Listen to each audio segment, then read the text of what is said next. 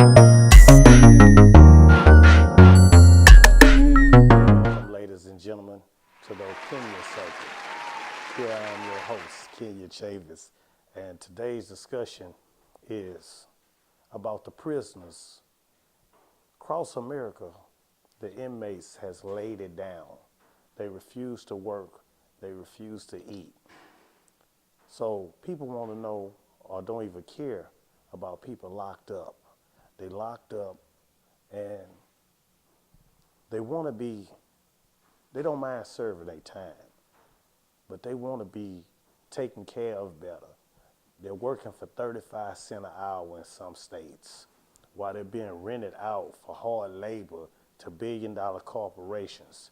And for them to make billions off slave work, basically that's what it is, slave work. There's have to be something done about this here. They're not paying these inmates. They feeding them bad. The health care is bad. They keeping them in for longer sentences and won't give them parole because of they working them. So why should I give them parole when I can get free labor out of them? We're gonna take a small break.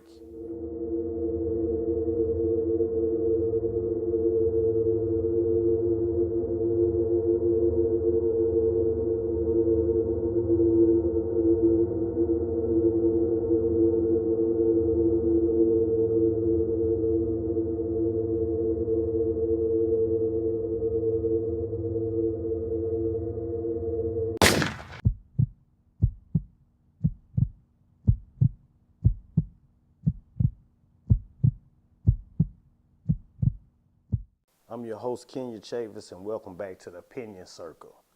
Why should I give them parole when you can get free labor out of them? I'm losing money if I let these inmates go. Some people go down there, they get 2-3 year set-offs, set-off after set-off. Enough is enough. Let's start educating instead of going to incarceration. Because with education, we can better ourselves. It's the 13th Amendment where they have a loophole.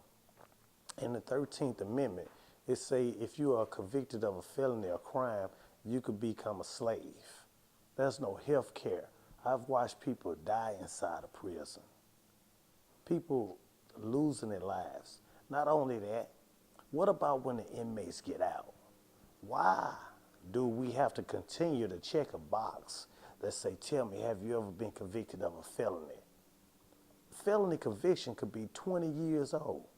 You're gonna still hold me about something from 20 years ago when I've served my duty to society, repaid my debt by serving my time and trying to get out and change and start over and get a job, but you'll work me for free?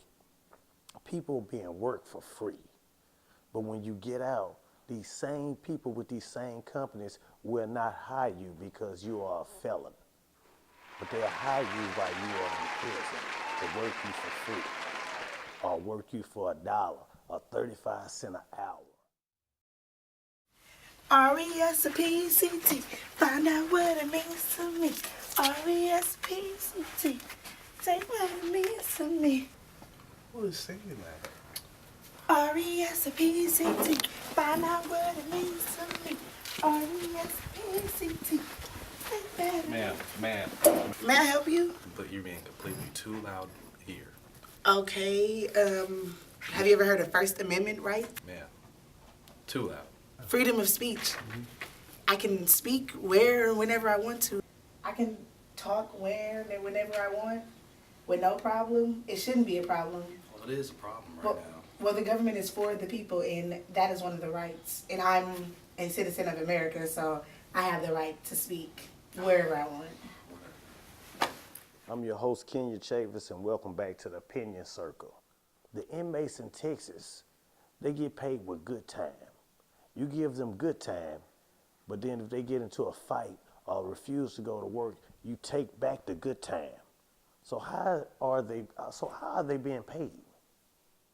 How can you pay me good time and then take it back and threaten to put me in the hole because I don't want to work for free?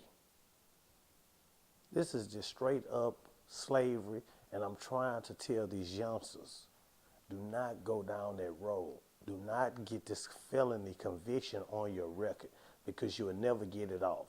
They being housed for slavery and for work instead of being rehabilitated. How can you rehabilitate somebody by putting them in a field and picking cotton? They need classes. You need to get to the point of their mindset, changing their mindset. If you don't change their mindset, then what's going to change about them? So therefore said, I want y'all to join us for a discussion. The date will be announced, where we're going to bring out the young kids, we're going to bring out the grown people, we're going to bring out the ex-felons, and we're going to bring out people with doctorates and PhDs to discuss the matter at hand.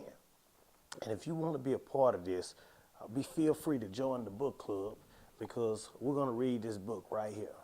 It's called The New Jim Crow, Mass Incarceration in the Age of Colorblindness.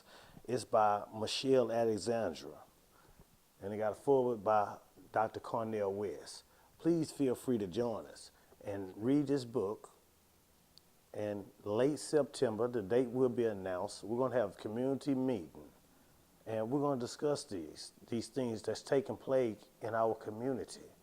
We're not going to sit back and stand here and accept it no longer. We're going to try to get some of these inmates moved closer to their homes. If you're from Dallas, Texas, you shouldn't be in Rocheron, Texas. That's too far for someone to drive to come to see you. Let's give these inmates hope. You have broke up families. They can't even go see their kids. They can't see no one. They lost hope. But then you want to release them after 10, 15, 20 years and expect them to join society and be normal. No, that's no possible way. So what we gonna do, if you from Houston, we want you in Rocheron and Angleton and around the area where you can get visits. If you from San Antonio, then we'll put you in Hondo, Texas, and all the stuff around there, Beeville, where you can get visits. But we need family support, inside and out. But thank you for joining the Opinion Circle with your host, Kenya Chavis. And don't forget to join our book club so you can be abreast on what we're talking about. And every month we will have a community affair. It will be announced later to determine the date. We'll announce the date and time at a later time. But please join us in our community affair. And let's get educated instead of incarcerated. And let's stick by some of these people and change these laws, because the laws are made to affect our families and our communities. And it's time that we stop this here and bring it to the forefront. Thank you for joining the Opinion Circle, and I'm your host, Kenya Chavis. It's nice seeing y'all. Thanks.